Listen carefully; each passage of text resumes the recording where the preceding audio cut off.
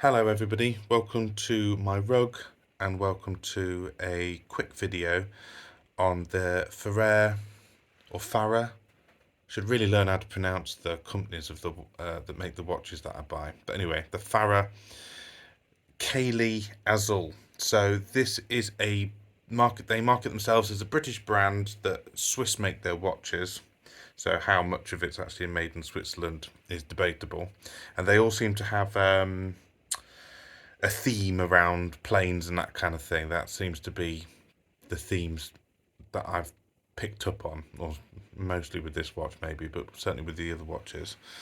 And I picked this one up. I was after a pilot style watch, but I'm not a massive fan of the Laco higher end pilot style watches, the ones with the high beat movement, because the lugs are strange. They kind of stick out from the top of the of the case. It's almost like an upside down hat, and so it doesn't conform to your wrist. The lugs don't curve down. I did have one, a blue one. It was a gorgeous dial, really lovely watch, but it just didn't sit right on the wrist. It never.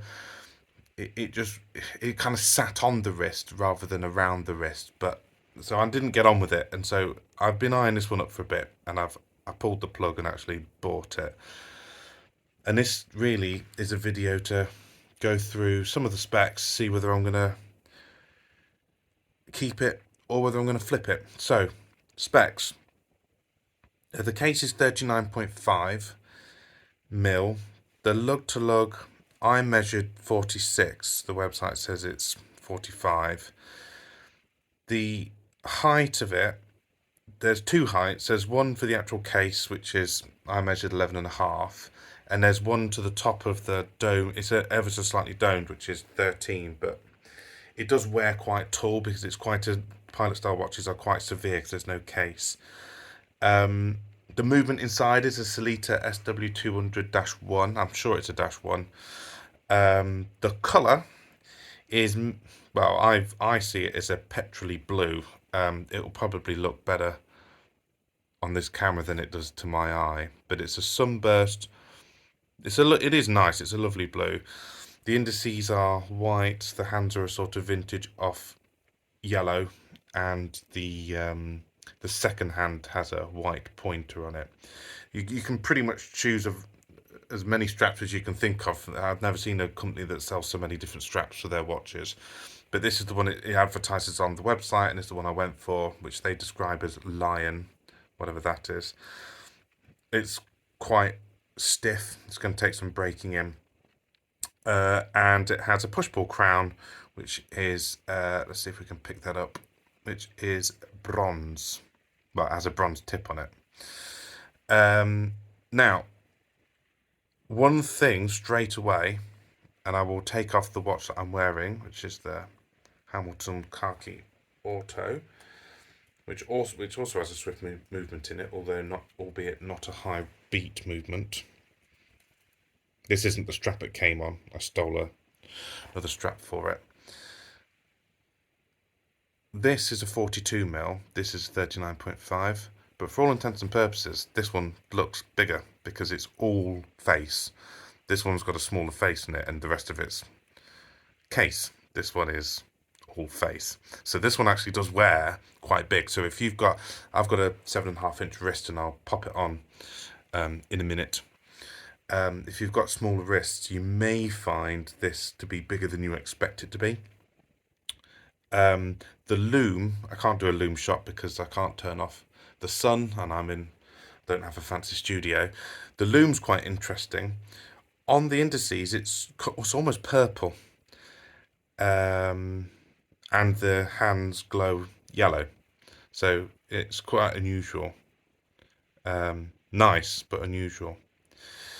The finishing on the case is quite interesting. It has a sort of two-part case, which is quite common for these kind of watches. The lower half is polished, and the upper half is brushed with quite nice fine sideways brushes. The lugs are very short, which does but they does sort of conform a little bit, but when I was talking about the lacquer, they don't bend down like that, they stick straight out. As I mentioned, the strap, it is, don't get me wrong, I'm not saying it's not a good strap, but it's going to take some, it's quite stiff, it's not pliable yet, but it's going to get a lot of wear this. On the back, screw down case back, it has details about if you want a watch that's anti-magnetic, this is your watch. And there's, as I mentioned, the sapphire, you can see there, ever so slightly domed, and it has a clear AR coating on it, which is all well and good. So you can see that nice dial. Generally speaking, I'm very happy with it. The crown, as I said, is push-pull. It is lovely. It's similar in action to the crown on the Hamilton. So if you've got a Hamilton, you'll know what I mean. It feels a lot, some watches feel gritty or like there's no oil in it. This feels well put together. I can't describe it. It just feels, when you're winding it, it feels nice. And the crown is pretty big. It's 7 or 8 mil. So it's nice and easy to grip. There is no ghost date position. So it's straight out to hacking and hand winding, as you'd expect from a Sellita movement. And the price on this, like I said, I can't remember, it's in the region of £700-800. And I don't think for the money there's a lot that beats this if you want this kind of spec'd pilot style watch. Albeit it's not classic pilot, because this is what they call a California dial, which is half numbers, half Roman. That might take some getting used to. So overall, very excited to have this watch. I'm going to plonk it on my wrist. So as I said, I've got a 7.5-inch wrist, and I have got a 39mm watch, which is a pilot watch, and it's about as small as I'll go. And the other thing to mention, if you're buying this watch, if you've got a big wrist, the strap is probably designed for people with smaller wrists. I've only got a few spaces left. Right, let me just make sure there's no fingerprints on it. So this is what it looks like on my 7.5-inch wrist. When I look at it on camera, I think that sits as I'd expect this a sub 40mm watch. But when I look at it with my own eyes, I think it sits bigger. And it does sit proud of your wrist, as opposed to the Hamilton or some other watches that you might have, which have slightly different lug styles. But it doesn't sit as proud as it could do. And the buckle is quite nice as well. It's a slightly different shape, and there's the Farer logo. So overall, definitely not going to flip this. Part of me wishes they do a green dial. Part of me wishes I'd gone for that. But then if I'd gone for that, I'd have wished I'd gone for the blue.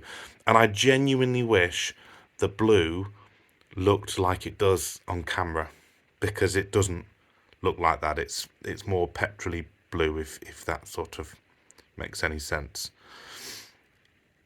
So absolutely gorgeous, very happy. Been eyeing this company for a while. Might check out some of their other pieces. They tend to be smaller. There's a 39mm,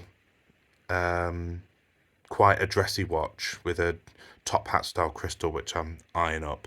That might be the next one. So definite keep. Definitely not going to flip this. Very happy. Can work in a variety of situations. Casual or business. Very happy.